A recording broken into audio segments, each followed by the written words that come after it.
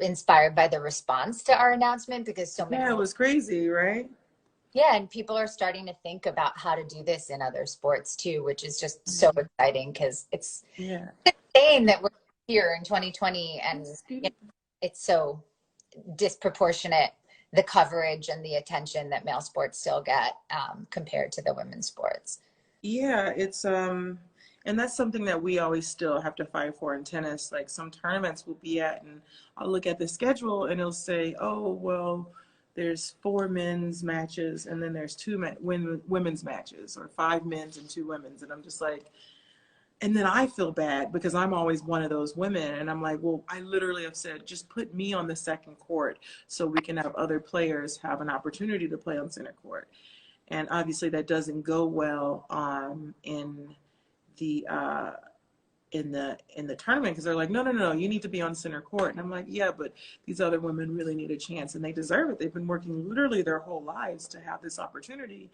And you guys are just given two matches, a day match and a night match, and all of the rest are men. So every year I come back to this, some different tournaments, and every year, I'm like, hey, I'm back with the same argument. So are you guys ready? Like, and so they kind of expect me, but I'm like, okay, so now when are we gonna, make, those different changes?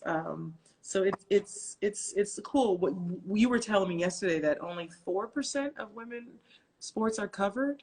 Yeah. I actually didn't know that when you told me that. Yeah, the statistic that our team shared with me was that yeah, only 4% of sports coverage is of women's sports, which is insane. I mean, like the WNBA is playing today. We've got the amazing soccer tournament tomorrow, the final tomorrow for the women's soccer. Of course, tennis. Of course, there's also softball and volleyball and so many things that deserve, more. And they're fun to watch. I love watching like the volleyball. And Yeah. there, there's so many women athletes right now, tennis players, soccer players that are just super exciting, so. Yeah, it's so great for, obviously, for girls to see, but it's also so great for boys to see. I have a 9-year-old and I want him to grow up with athletes of all genders. It's not it's they're heroes, and it's so cool for boys and girls to grow up getting to see both.